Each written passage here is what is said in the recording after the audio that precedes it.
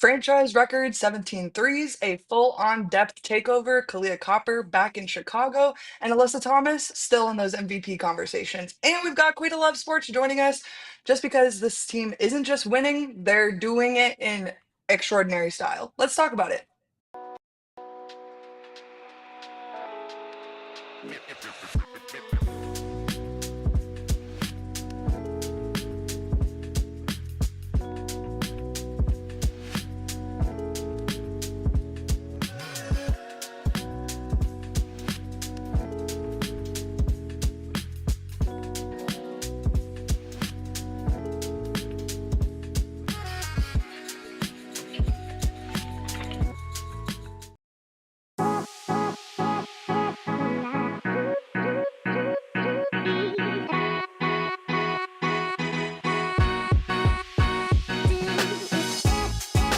What is up, Phoenix Mercury fam? I am your host, Erika Day. I'm joined by QB1, PG1, on and off the court, in and out of the field. Wait, on or off the field, in or out of the studio, in and out of Chicago this past weekend, living it up. How's it going, Stephen, for John Gardner?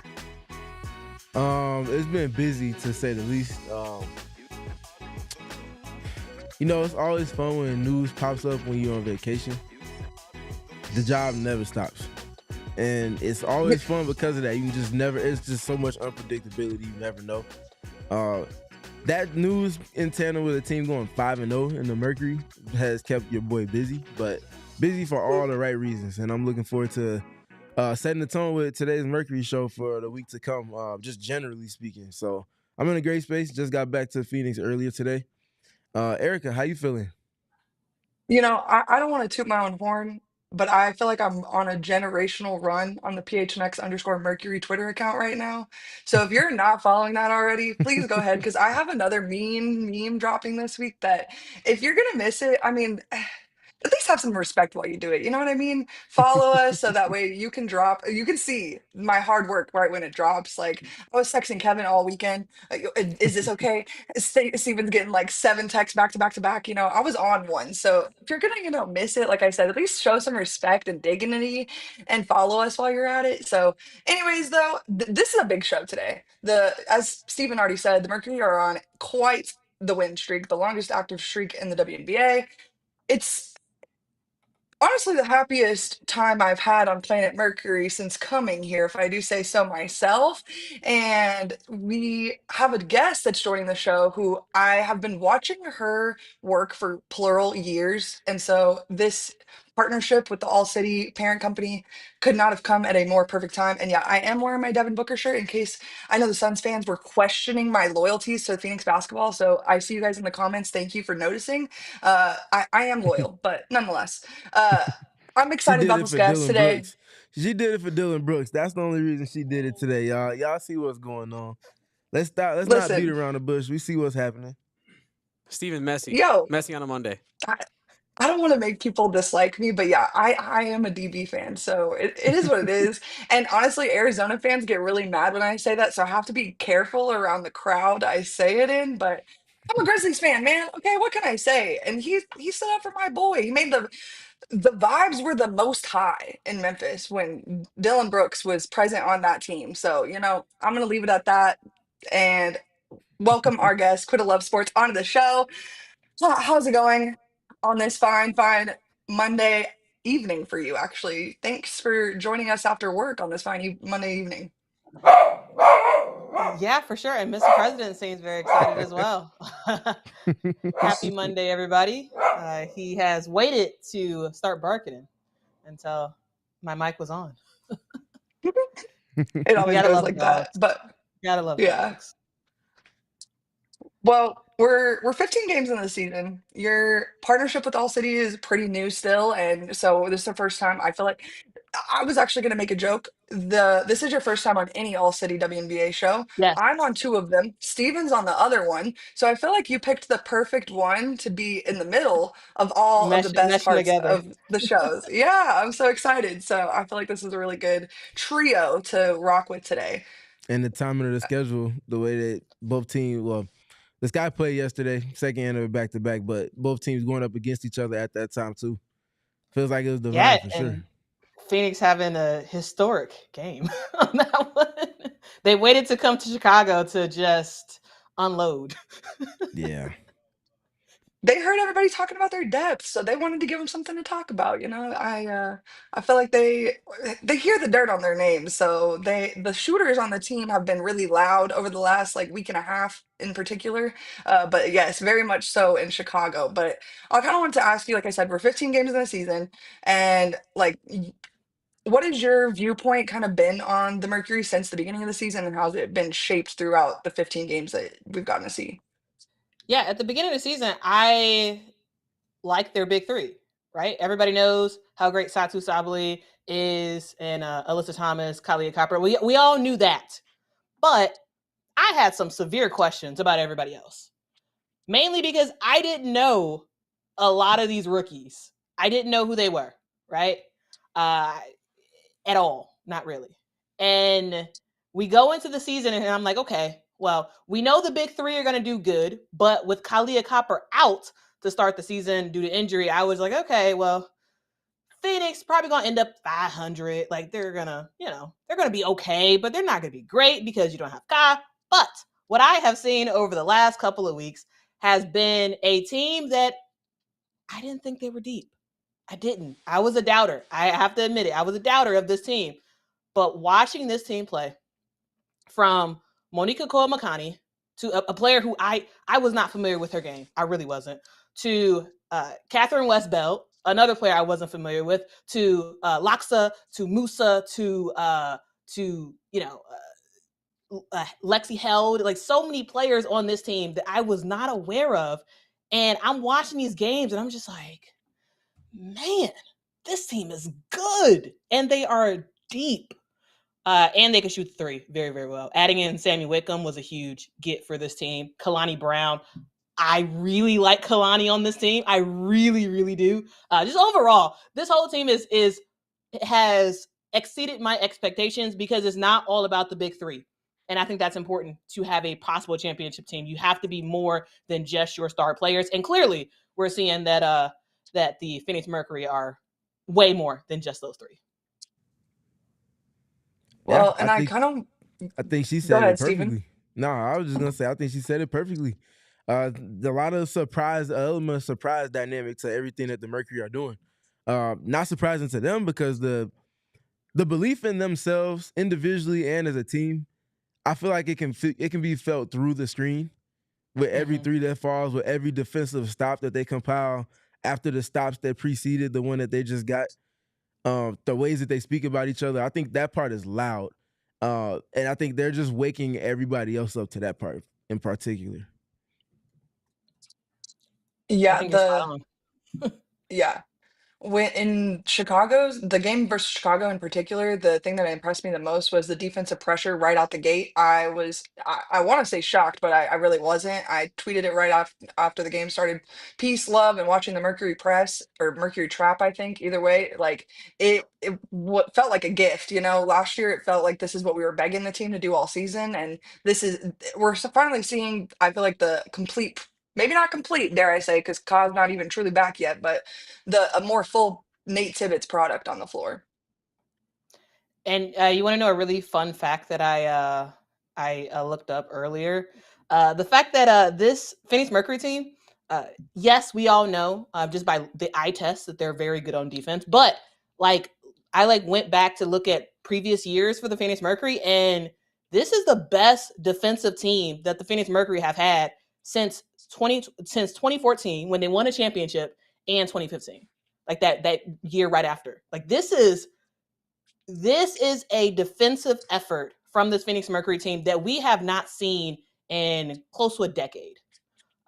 And everything begins and ends with Alyssa Thomas, and she has brought that energy to Phoenix, and everybody's rising to the occasion, and it's really fantastic to see just with the number of steals that they get from the just overall defensive rating. They're like 95 a defensive rating so far this year, and they haven't I'm sorry, they're 98 right now this year, and the best they've done in the past was like 95 in like 2015. And so like this team is like, from a numbers perspective, not just the eye test, they're elite on defense. where they're pushing all their chips to the table on. They made sure that was understood in training camp, and especially on media day. A lot of questions about offense. Everybody found ways to tie in defense, setting the table for the offense to be as good or as great as it possibly can be. And I think that part of their identity has risen to the forefront more than anything else. You look at this roster and you see a bunch of players that identify with the defensive end, sometimes even as much, if not even more than they do with the offensive end. And the fact that they're able to play the style of defenses that they do, and it's multiple styles of it across multiple lineups, that's what really is. I feel like that's the biggest kind of characteristic trait that this team has. It's one thing if you can play a certain style of defense, and then if Alyssa's off the court, can you still uphold those same principles and have that same accountability and expectations? And I think the answer this season is a resounding absolutely, because and that's the funny part, because you put Satu and Alyssa on the same team. You look at two of the best 3-4s in the league. You might be thinking offense. How does that work? What about if they're always playing in transition because of the stops, the rebounds, and the steals that they're able to generate, the deflections that lead to steals? That part of it, I feel like, is probably as game-breaking as anything else. And the offense is starting to catch up to the defense, but the defense, in my book, has been the best in the league, especially when you apply the context. No arguments there, Steven. I think you're totally right. Yeah, this is the best defensive team in the WNBA right now. Yeah, and I want to pull up this graphic I made Kevin make in before the show today, because we've talked about a lot of numbers revolving the Phoenix Mercury, but they are doing a lot of historical best things. This is Mighty Mercury, one of the best starts in franchise history, 5 consecutive games for the first time since 2021, tied for their 3rd best road win streak in franchise history, 11-4 to start their season, which is the 2nd best record through 15 games in franchise history. The only other time they also won a championship. 5-2 on the road to start the season, which is their best start since 2014. Yeah, I mean, road wins are hard to come by, and I guess we kind of glazed over New York to get to Chicago because we do have Quita on the show, and I was really excited to talk about that game, especially defensively speaking. But that win in New York, for a multitude of reasons, was really, really impressive. It was huge, absolutely huge. The thing that we have to sort of acknowledge about that game in particular is that this was a matchup between two, like, definitely one of the teams that a lot of people are thinking will be in the championship game, right? A lot of people are talking about the New York Liberty. They won the championship last year. They're up. This is a good team, but they're also playing against a Phoenix Mercury team that defensively, we already talked about it, is a very good squad. And also, part of the reason why Phoenix beat the New York Liberty. Now, could they have beat them if JJ was healthy the whole game? Possibly. But I think we just got to acknowledge the fact that Jonquel Jones went down early in that game. And that kind of changed stuff up because Breanna Stewart had to put a whole lot on her back. And when we talk about defense, Sabrina Ionescu, we have seen in the past, has struggled against more physical defenses. That's what she does, right?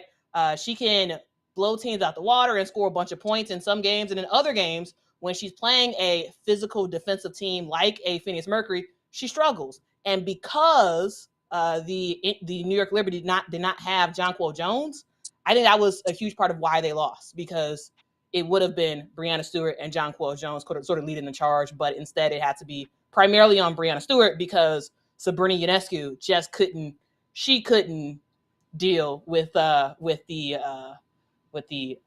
sort of physical defense that the Phoenix Mercury plays with.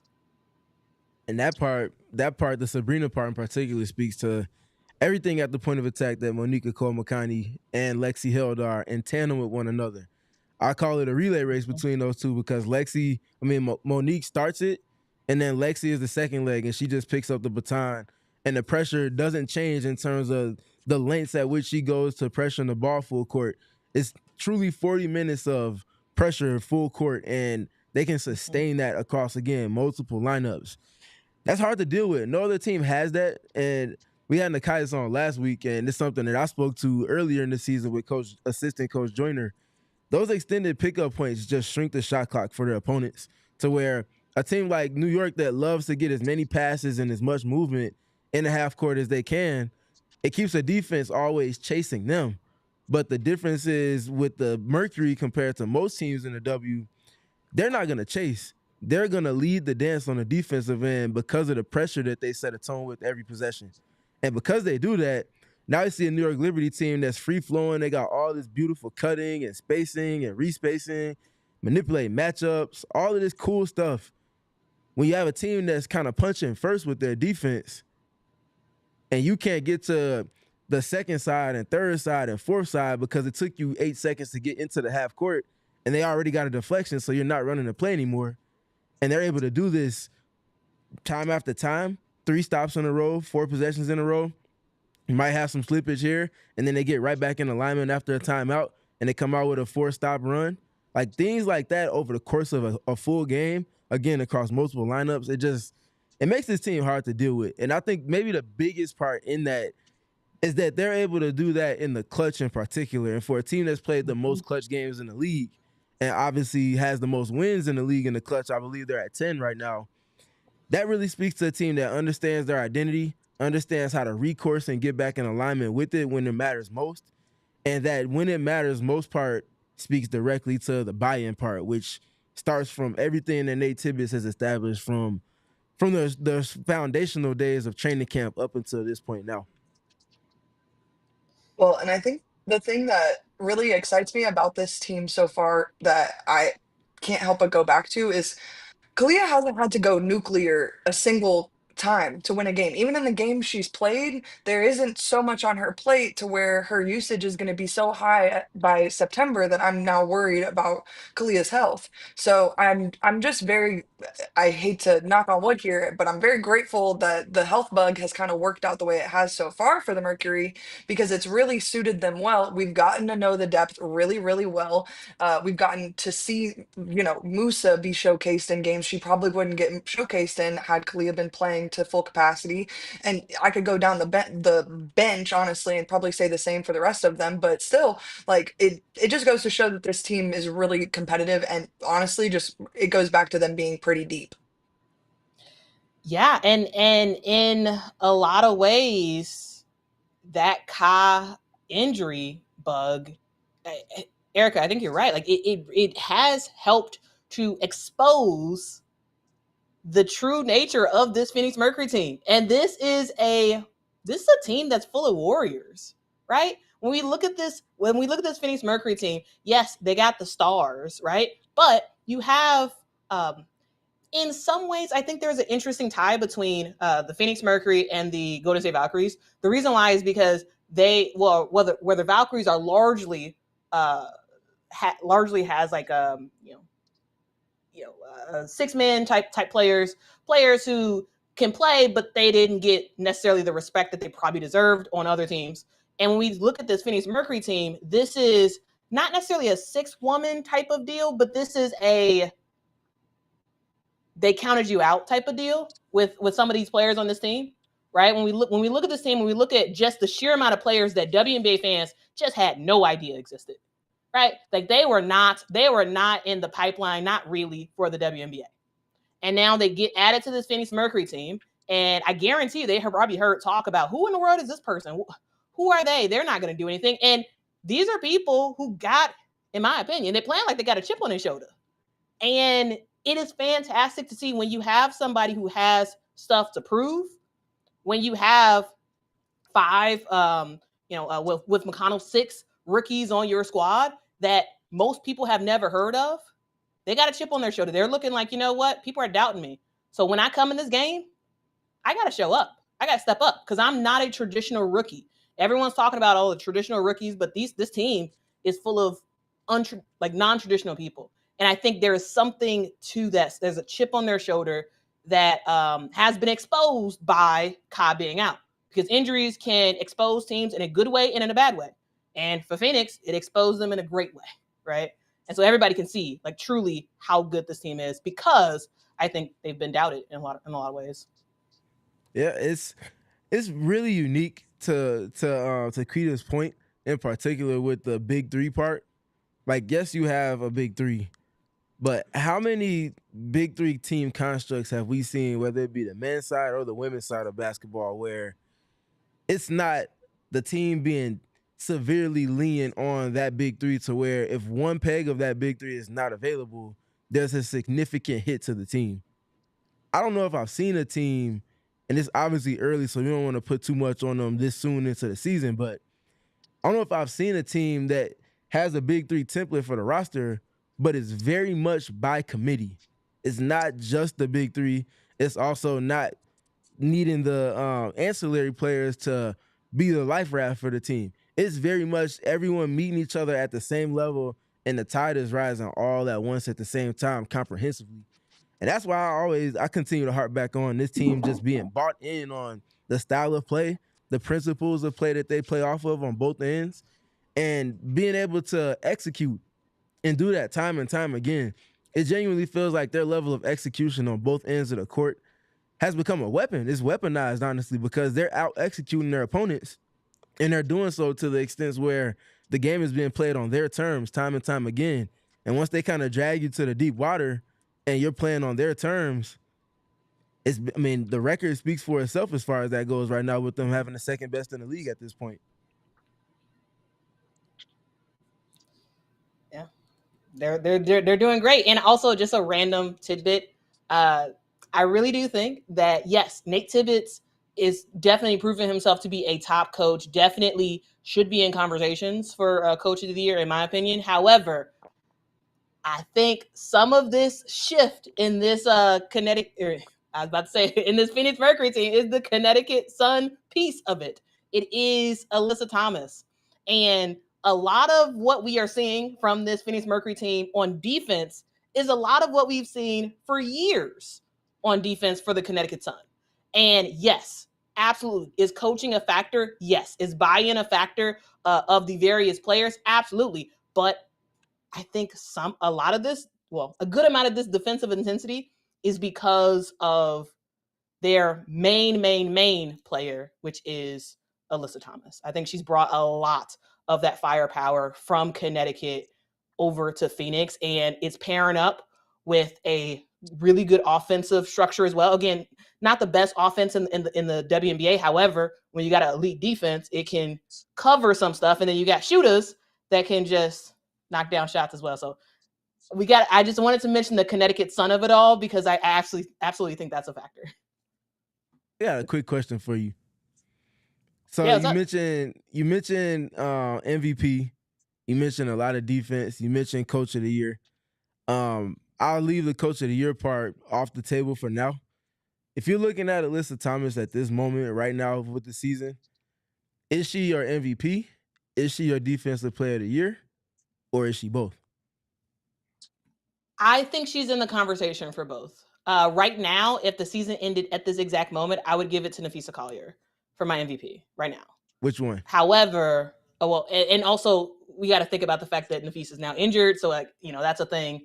However, right now I would say Napheesa Collier, but top three, yes, is Alyssa Thomas. She's in there for sure. When it comes to Defensive Player of the Year, I'm waffling between Alyssa Thomas and also Gabby Williams. I really like Gabby Williams and what Gabby's doing in Seattle, and I don't know. Right now, I'm kind of putting it between them two. I think they're both fantastic. I think they're really great. Now, is Alyssa more consistent than Gabby? I would say yes. But to me, they're pretty neck and neck. So I don't know. I'd have to vote for both of them. But if I had to truly pick, maybe Alyssa gets the nod for Defensive Player of the Year. But right now, I don't have her as my MVP if the season ended right now. But Steven, since you put me on the hot seat, who do you have? DPOY or both?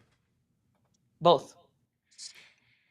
I think Napheesa Collier has been the best player in the W comprehensively this season. So naturally, MVP is hers at this moment in time. But the caveat that you mentioned as far as games missed, She's creeping slowly towards that same number that Alyssa Thomas has, which adds a lot more parity to that MVP conversation for me. But I do think it is those two players that have been the best in the W comprehensively again so far this season.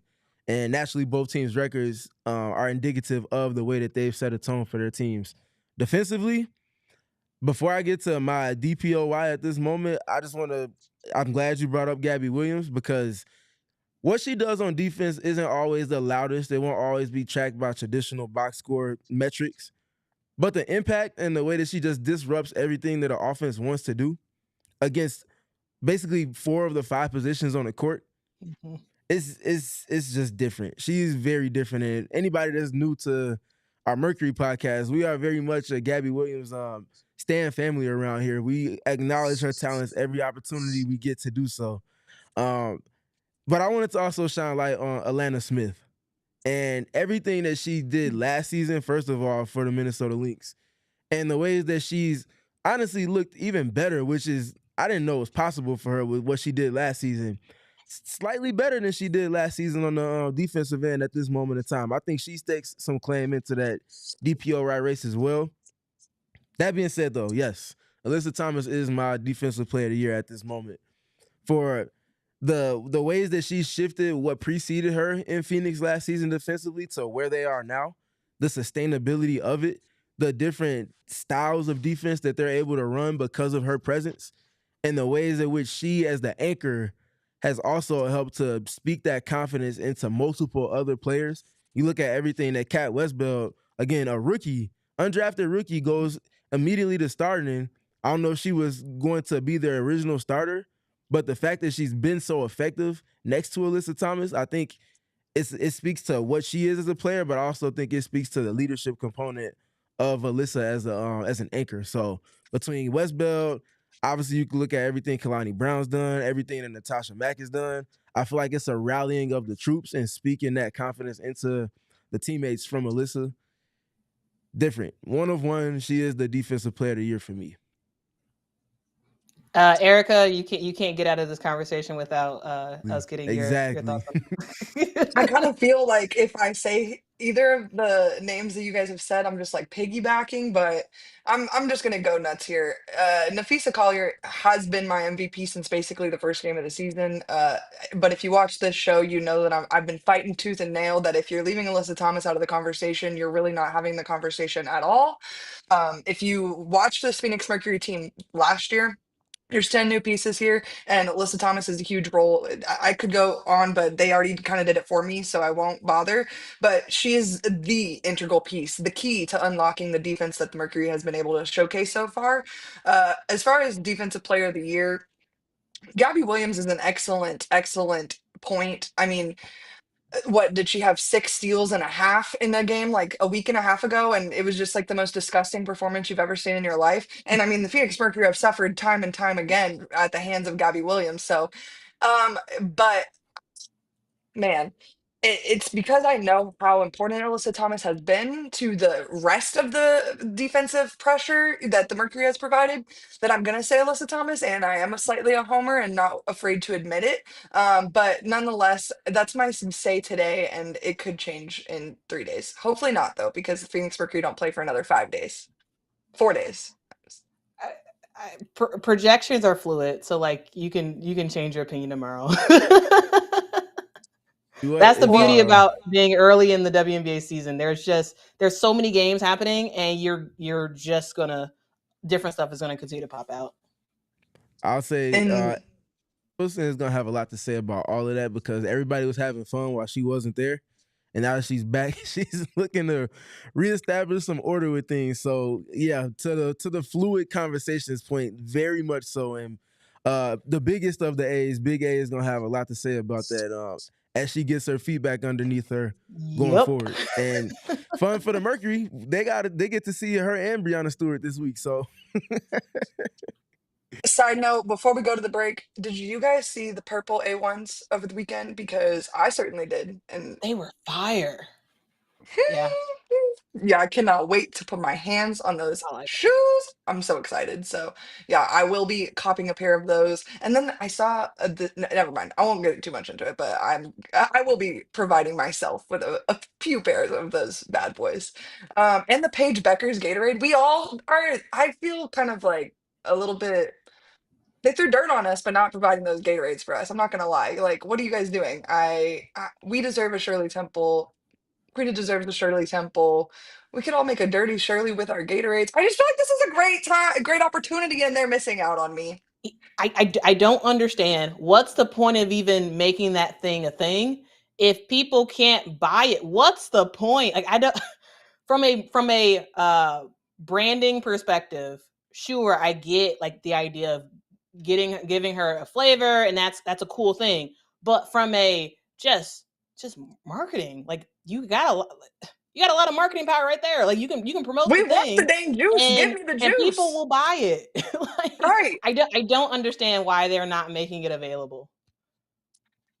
Well, I really want to say thank you for joining the show. Like I said, this has been in the works for quite some time. So I'm so, so excited it was finally able to happen today. I literally DM'd Quita this morning and I'm like, any chance? And she's like, sure. So thank you. Thank you. You have to tell all the people where they can find you now, though. Check me out at Quita Loves Sports on YouTube. I got a daily show with ALLCITY every morning. It's called Quita in the Morning, so make sure to check it out. It's at 7:15 Central Time, 8:15 Eastern Time. I have no idea what it is on the West Coast, so it's 15. probably very early. But check me out there, and yeah. Thanks for having me, guys, and hopefully I'll be back soon. Hopefully, when we're preparing for our parade, that's what I'm hoping for here. Hey, if y'all win a championship, I'm a fly out there. I got to. I got to. Put it on If the hey, calendar. put it on calendar. Well, thank you for joining. I'm gonna try my best to ignore the comment section after this quick ad break here on the PHNX Mercury podcast. Oh man, Mountain America Credit Union, my bad boys over there. It's still double rewards points program till July 31st. I'm amped.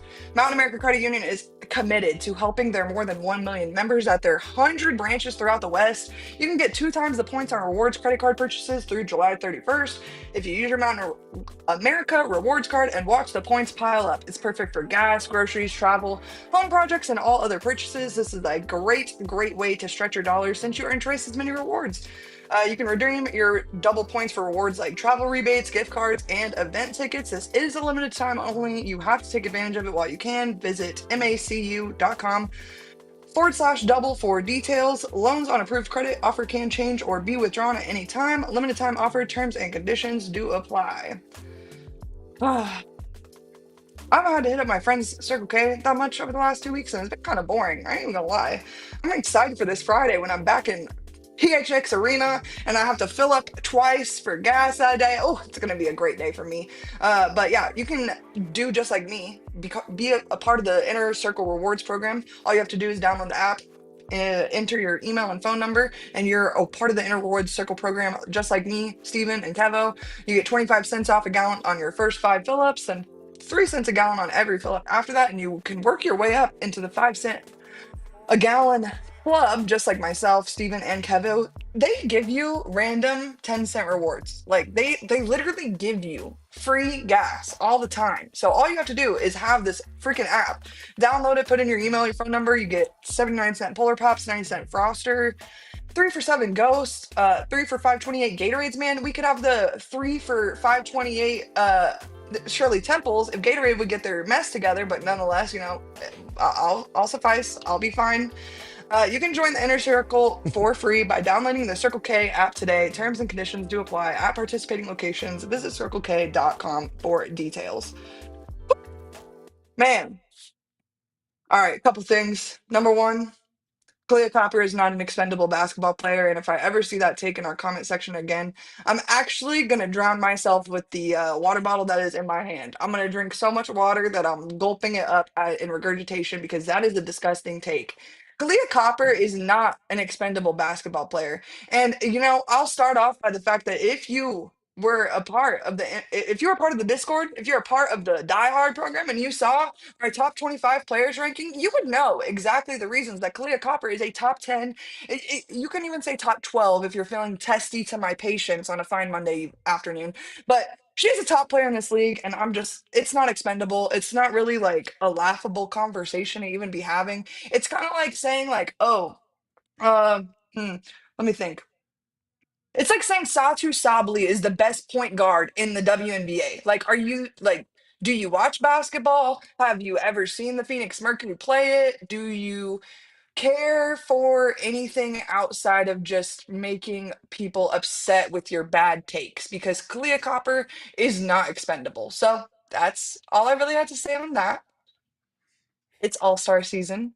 It's time to vote. With that being said, you can start off by voting for Kahleah Copper. Then you can follow it up with a vote for Alyssa Thomas, who we're going to talk a bunch about over this next like 15 or so minutes. You can also vote for Satu Sabli, who no, I know Satu Sabli is not a guard. Thank you so much for informing me of that factoid here on the PHNX Mercury podcast. But that's why you can put her in your front court of your all-star votes. And then you can also follow it up with throwing Monique Akoa Makani on there just because, for fun. Why not? And while we're at it, let's have a conversation about if Sami Whitcomb is going to be a part of the three-point shooting contest or not, considering she had 5 3-pointers in a quarter of basketball the other day. You know, That give you enough to work with? My bad. no, you good. That leads to a conversation that I've been waiting to have, and Sami just abruptly thrusted her name into the conversation over the weekend in particular. I was gonna say Kid Loxa absolutely has to be in the 3-point shooting contest. No questions, no quibbles about it. But then here comes Sami this weekend too. So now I think the Mercury likely end up with 2 players. As long as both players agreed on wanting to do so, I see no reason why they shouldn't get the initial invites to compete in the 3-point shooting contest over All-Star Weekend. And I wouldn't put my money against either one of those two. It's going to be fun to see how it kind of doles out as far as the 3-point shooting competition, but I don't know if there's better catch and shoot 3-point players in the entire W than everything that Sami and Kit Loxa have been so far this season. And if you are saying that someone might be better in terms of percentage, you're probably looking at somebody else that's on the Mercury right now with Monique Akoa Makani. Still shooting 50% from deep, that's a whole nother topic, but that speaks to why this Mercury offense has been so supercharged off of the attention that Alyssa Thomas receives. Supercharged is a good word for it. It feels really, I was watching a certain other team, black and silver team play basketball over the weekend, and this is no tear shade because thank God they won the game. Okay, I have agendas and they attended to my agenda over the weekend, so I appreciate you, black and silver team, for doing that for me. But nonetheless, it was so painful in the first half to watch their defense, and in that moment, I learned how spoiled I was to not only watch the Phoenix Mercury play basketball and watch the Phoenix Mercury play defense, but then watch the Mercury kick out to their shooters in the way they do. And then also, I get to follow all of that up by you talking to me about it, and I get to learn more about basketball. Man, I just am the most blessed basketball fan to grace the planet of the green earth. I appreciate it. We all learning together. Please don't ever forget that part because I do not know everything. I'm just actively learning with everybody else and letting curiosity kind of lead the way on that part. But I think that's a perfect kind of transition point to some videos we have because while we're on the topic of Sami and all of the greatness that she put on display over the entire 5 or 4 game road trip, but especially in Saturday's win over the Chicago Sky, and particularly in that second quarter, she's been doing a lot of damage, and all caps damage, bold, italicized, put it in a different font, all of that damage from deep, and just generally playing off of Alyssa Thomas in the traditional sense in terms of catch and shoots, but directly involved in action with AT, whether Sami's screening for Alyssa in that inverted fashion, which we've talked about since February, March, when she was signed to the team, and how that would be one of the staples for this Mercury offense in the half court, but also with Sami just being able to kind of play what Nate called pitch. They call it touch action, where you just toss it to someone and then you chase the pass that you threw. And it's like a 2-player action that's pick and roll adjacent, but it kind of creates a little bit more pace and tempo to play. Puts a shooter like Sami Whitcomb in perfect position to be her best self. I asked Nate Tibbetts as well as Sami Whitcomb about the growth of the 2-player actions where she's involved directly in action with Alyssa. Here's what Nate had to say first, and then we'll kind of trickle into what Sami had to say about that as well. Yeah, I think we all saw a big growth in the Vegas game, and it was going to be exciting to build off that. And then Sami missed the next game, and so those two are really smart veteran players. I think anytime we can get them in 2-game situations, either with AT handling and Sami screening, or Sami handling and playing pitch with AT and getting AT on some half rolls, now we create an advantage. And your question the other day about playing to the second side, those two are a big part of that, and that we want to give them individual creativity and freedom to make plays for not only themselves but others. I feel like I felt that in camp. We had that connection was really good all throughout camp, and I think it's just been really nice to sort of have that translate now. Obviously, it didn't necessarily early on, because I think it translated. I was just missing the shots, but she's going to find you. She's always going to put the ball where it needs to be. And I'm just lucky that I've been the recipient of a lot of that. But yeah, I love playing with her. I think she's such a high IQ player. So I think once you know that, kind of her tendencies and what she's going to do, she's really fun to play with. So let's dive into the Alyssa Thomas dynamic of that, and then speak to what Sami adds to it. So we talked about Alyssa Thomas and just her touches in any part of the court being a trigger for the movement for the Mercury.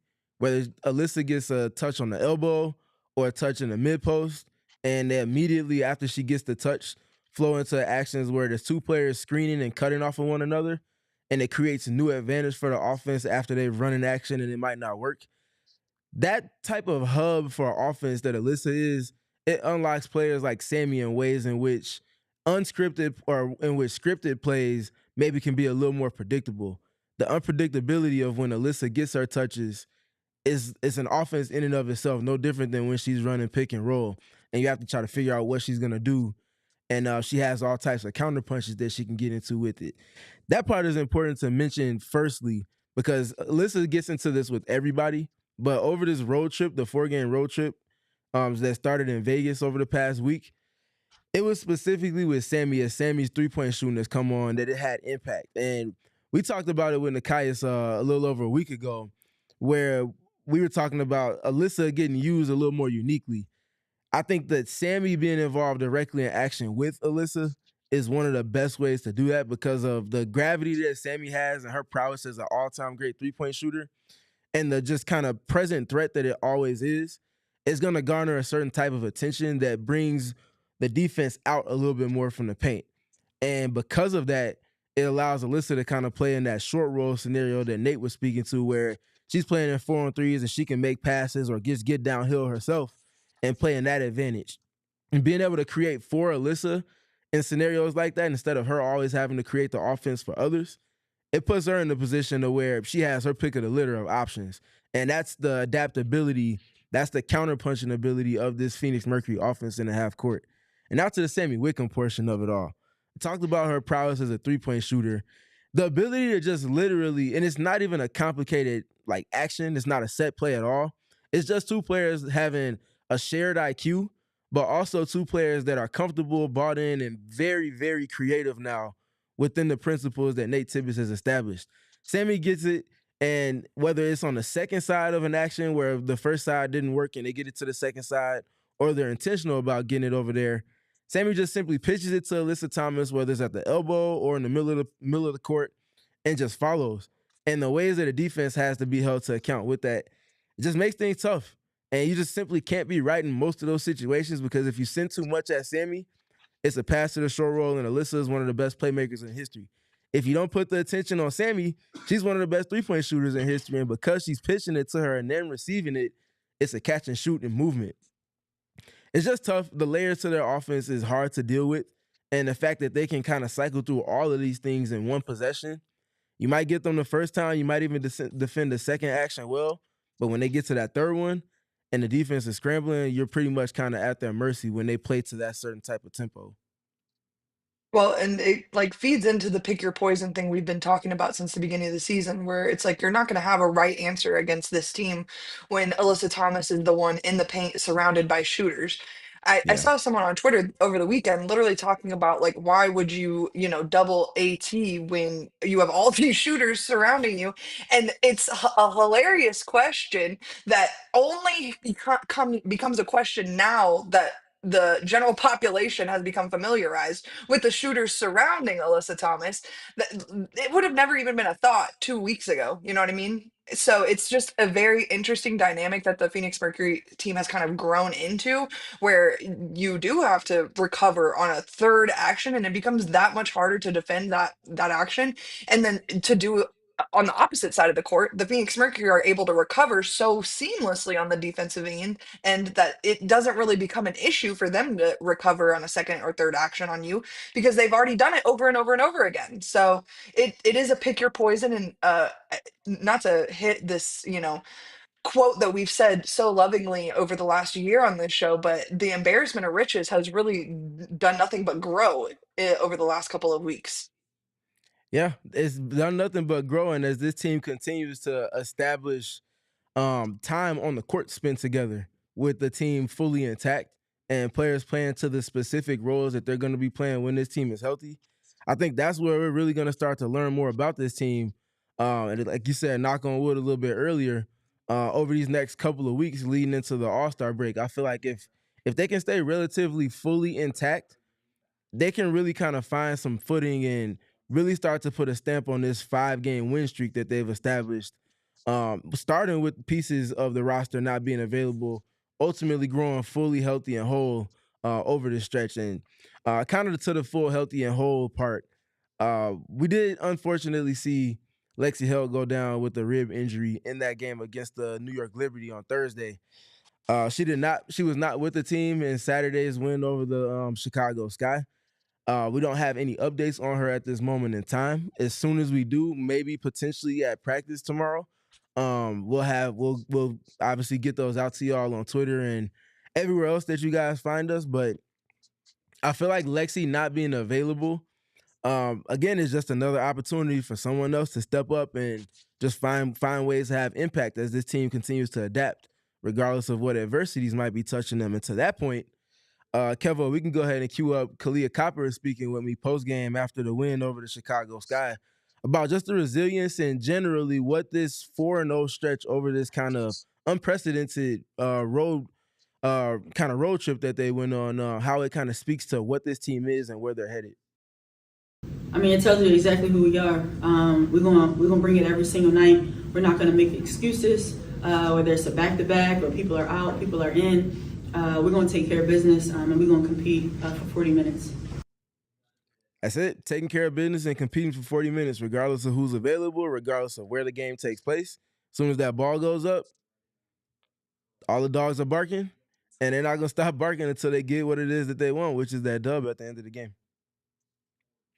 Yeah, the team is showing a kind of grit that I feel like we haven't seen from the team, and we've seen it all season from them is the only thing. Like this is a new season, a new team, and a new life that has been breathed into them. And to Quita's point earlier on the show, like every team that Alyssa Thomas is ever on is going to have this sort of life breathed into them.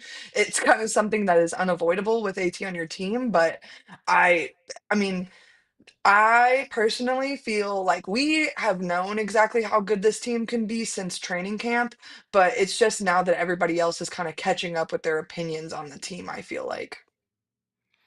Yeah, well, I had them as like probably topping out at 4 in terms of the entire W, and I said that was about their ceiling is what I could kind of see just because there was so much newness, and I felt like it would take some time for them to establish that chemistry.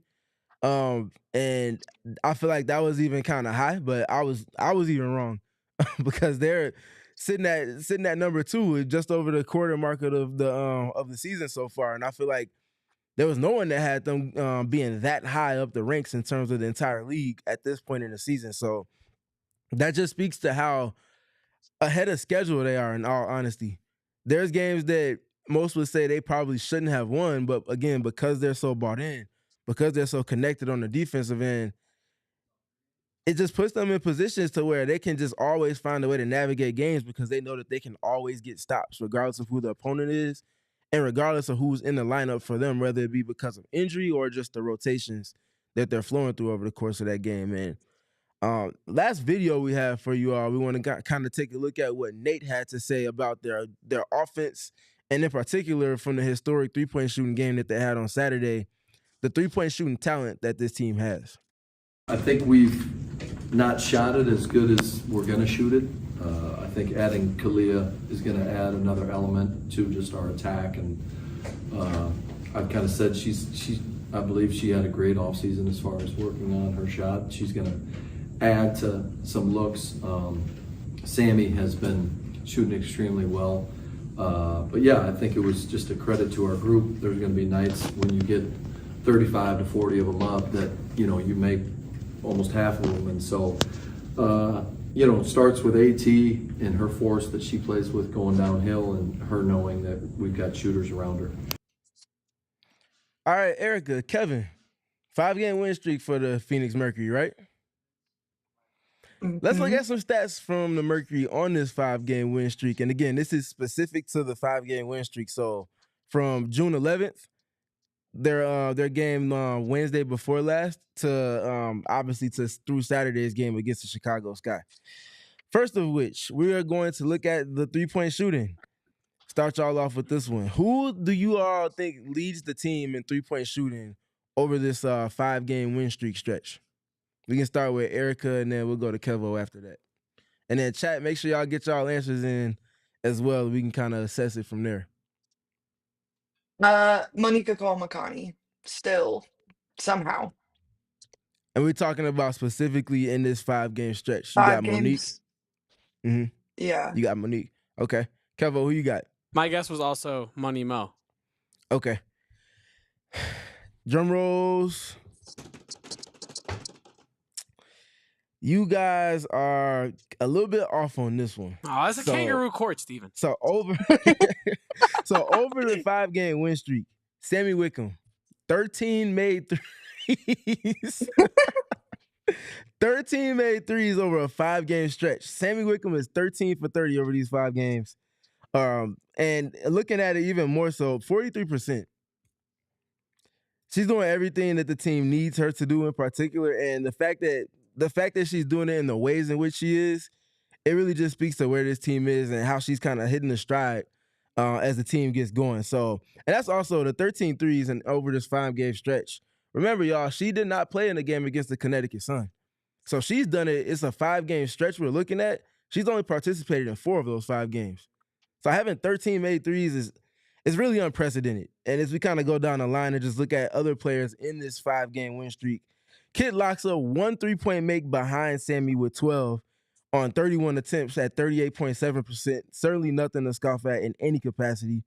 And then Satu Sabli rounds out the double-digit 3-point make players for this team over the 5-game stretch with 10. And then we also got Monique Akoa Makani shooting 50% in this 5-game stretch on 6 for 12 from 3.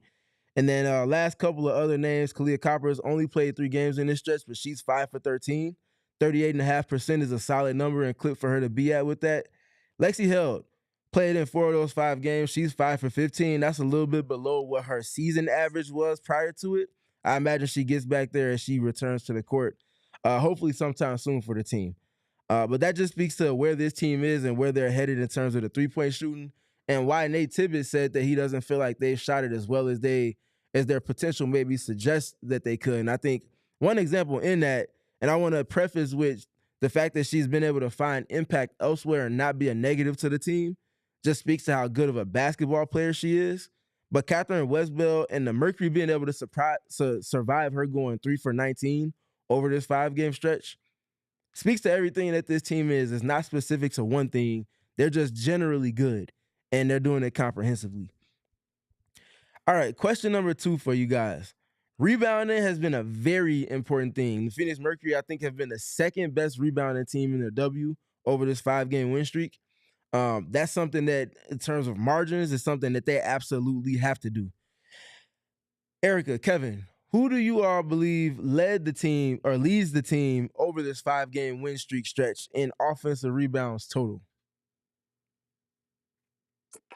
Offensive Alyssa rebounds total. Thomas. Offensive rebounds only, That's yes. how what AT. scares me is AT, but him specifying offensive does scare me. So go nuts. I do think AT though.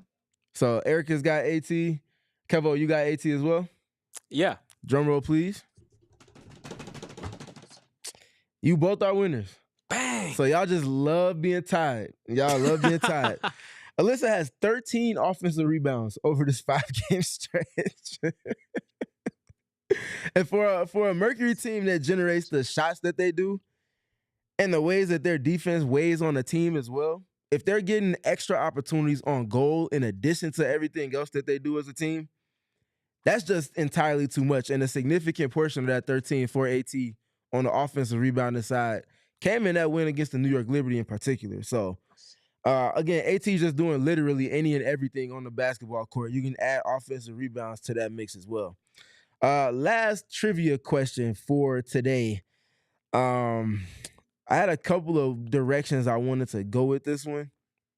I think I'm going to settle on free throw attempts. So over this 5-game stretch, the Mercury have seen a leap in free throw attempts for the team. They've kind of leapt up from that bottom third to closer to the middle of the pack in terms of the entire WNBA. Who do you all think has led the team in free throw attempts in particular over this 5-game stretch? We can start. Let's start with Kevo this time, and then we'll let Erika go. This is the rubber match for this one too.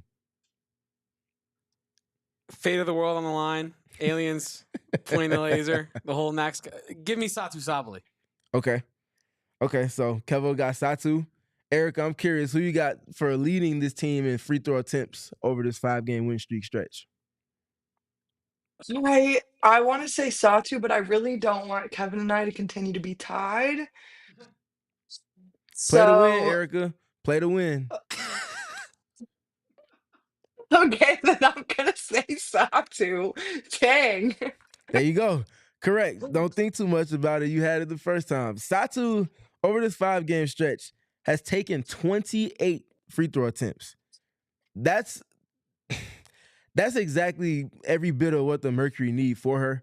The context in which she's getting fouled, going for offensive rebounds, and also just putting pressure on the paint and pressure on the rim time after time. Not being too lenient on the three-point shot, but letting the threat of her drive set the table for the threes that she ultimately takes. When she finds that rhythm, which is the space that she's kind of been operating in the last couple of games, I think that's where she'll be her best self within this Mercury offense. And Erika, we talked about it, I think maybe the week going into the first game of the season. The Mercury had 5 players that were top 30 in terms of free throw attempts last season.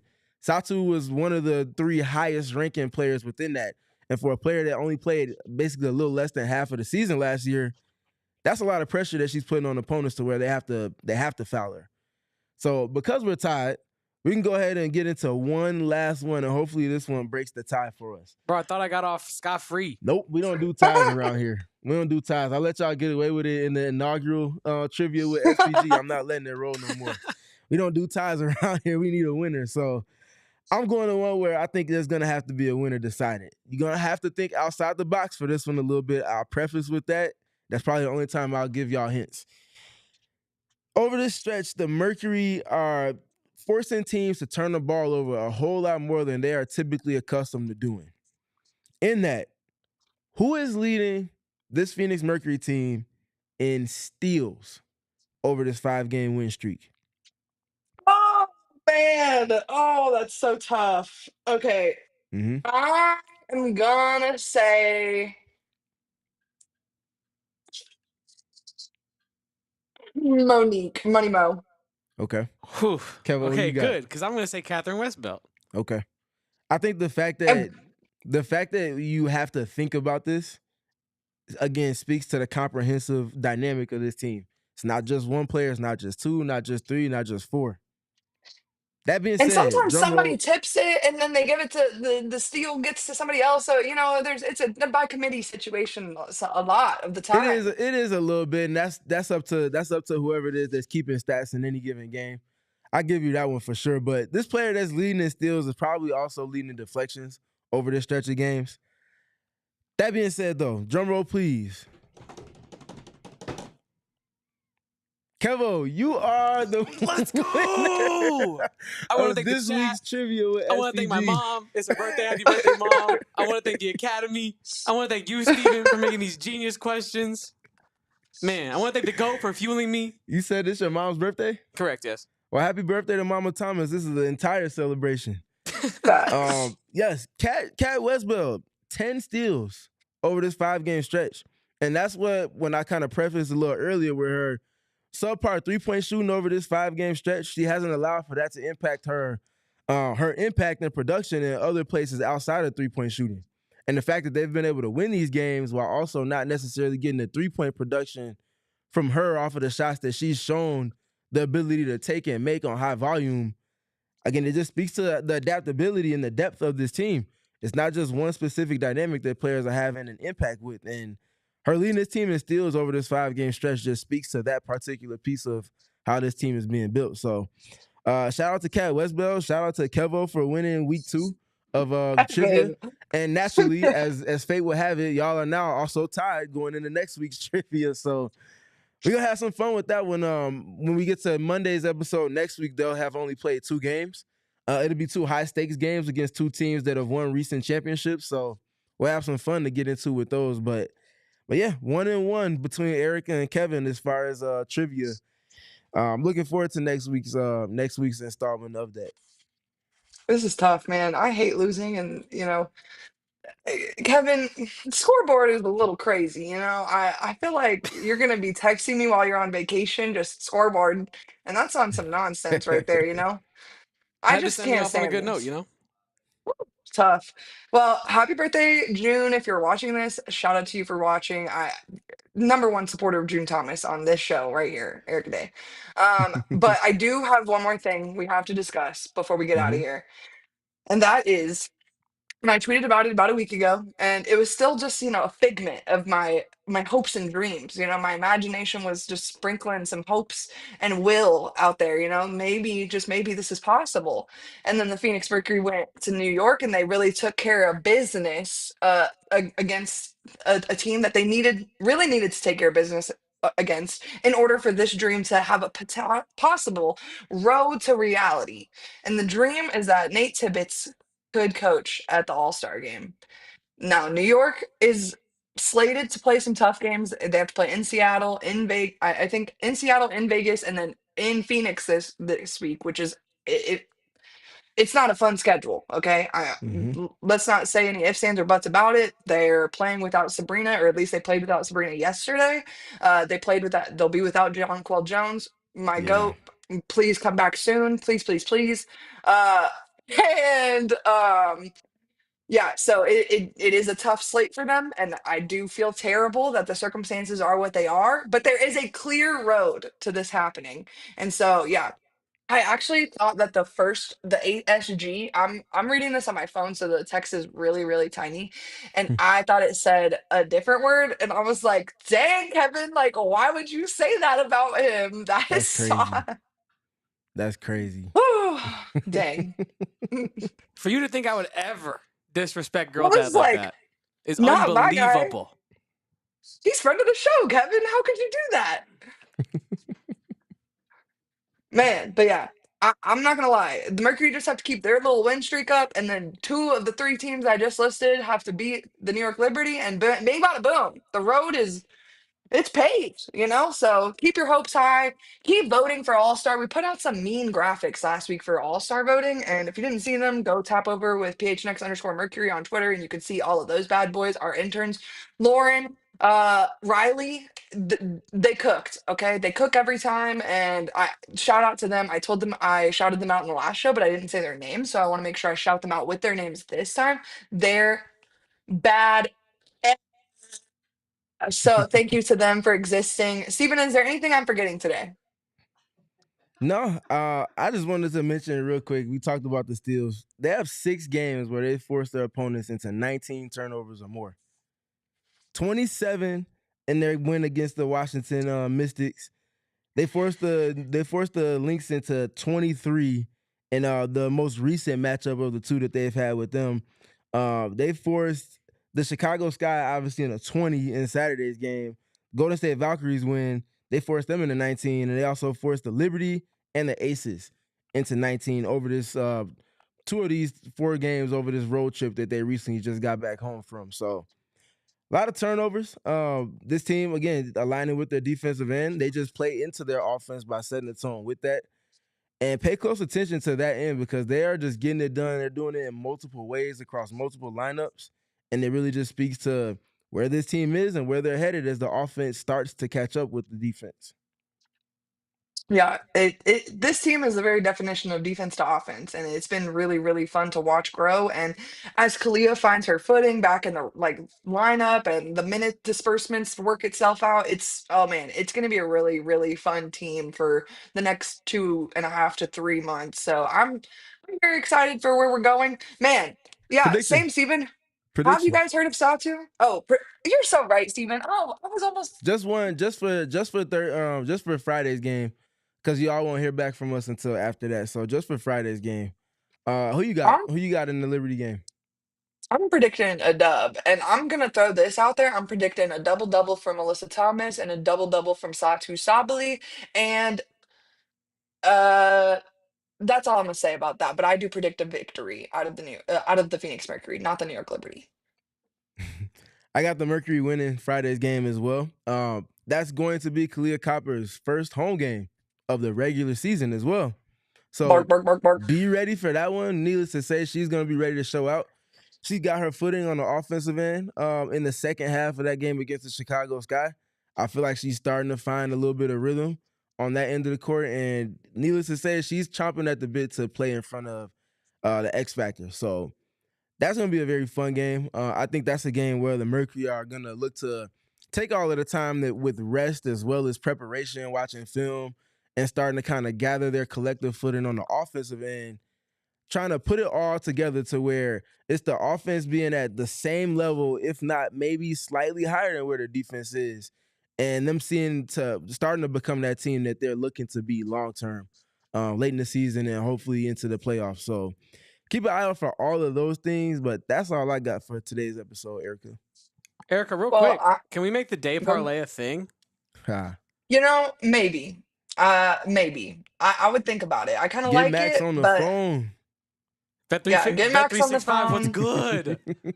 Yeah, Get Max on the phone. Max be saying all of the other hashtag things. I'll deem it as that going on. Somebody clip that and send that to that man, and we can tell him we can have a nice little conversation going forward. I think Days Parlays is a fire hashtag, and I think that'll be a nice running kind of show element for us. it scares me to talk about sports betting too much because, people do get real bent out of shape about it. And we saw how I reacted to Mr. Sir getting bent out of the shape in our comments today. So But I'm I love seeing the response from Erika Hamby as well as Azare Stevens in response to Heckler in the yes, stands letting Rakia Jackson know about what he needed for his parlay to hit. I feel like that that was so response was funny. more than appropriate, and it was beyond hilarious on top of that. Right. It just gave me, yeah, I've had a lot of time to be arguing over the last 3 days. The Phoenix Mercury need to play basketball, so I have less time on my hands is really the issue here. But yeah, the sports parlays, them coming at me about that on Twitter just sounds like the scariest thing of all time. But I think I would Don't get it consider wrong. it. What? Just don't get it wrong. Kevin, did you see the score box for our trivia? Like, I do my But that's best. hindsight. We're looking forward. You know what I mean? We don't know what your skills are as an oracle looking forward into the future. Yeah, and yeah. And She's not trying to hear none of that. last year about this time, I'm pretty sure I was like texting Kevin all the time for like sports bet assistance because I didn't really understand what I was doing. So I have grown a lot in the category, but you know, unless Lamar Jackson's involved in the bet, I don't really place it, I'll be honest. Football bets are the most fun to me, and basketball is so scary. Basketball and baseball to me, unless it's the playoffs, I'm like, why would you It could be anybody. I'm sorry, but it could be Merginatu Musa's night if she really wants it to be. So it just I don't know. That's how I feel about it. But nonetheless, I would consider it. But Make sure anyways, you mention Friday's surprise too. right. Listen, biggest game. I would argue that this is the biggest home game of the season so far.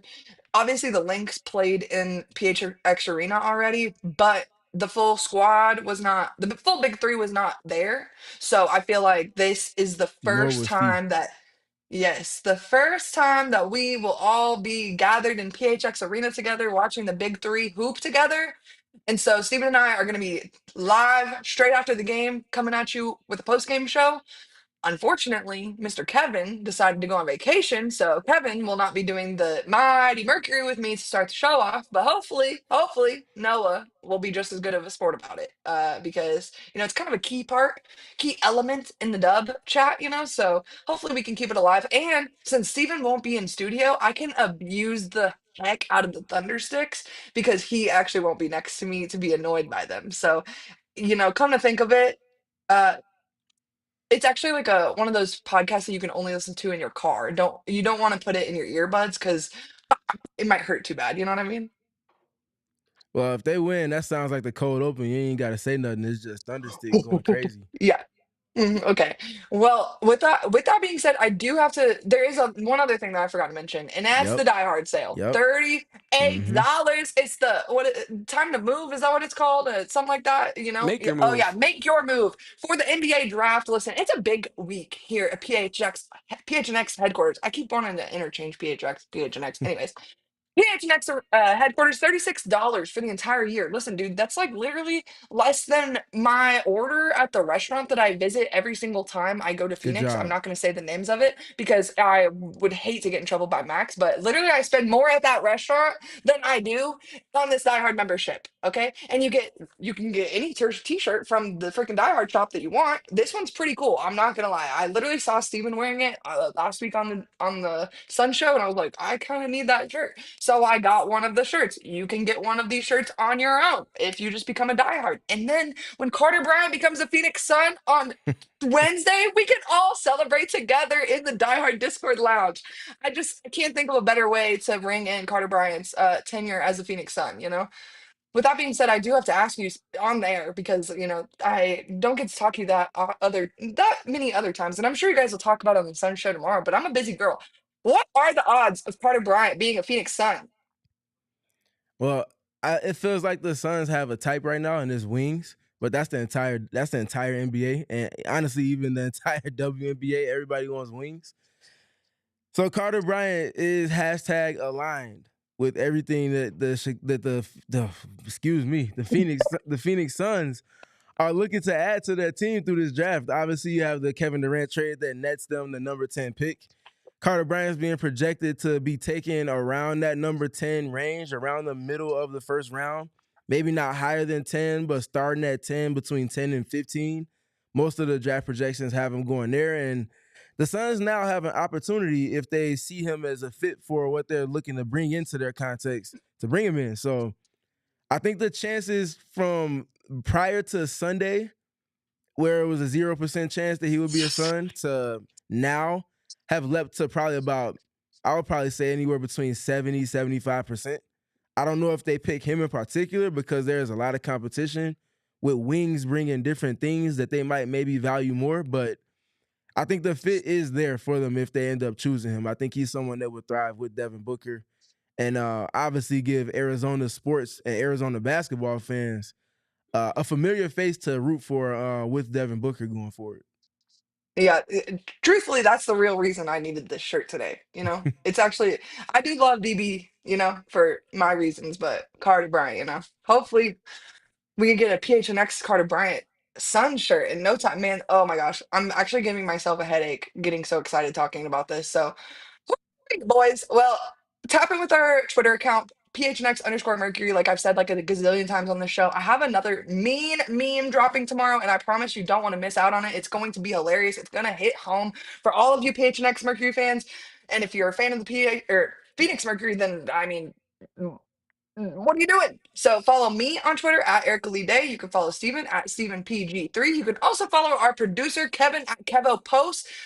And that's all of it. And we will see you guys on Friday after the Mercury beat the New York Liberty. We all silly like the mayor.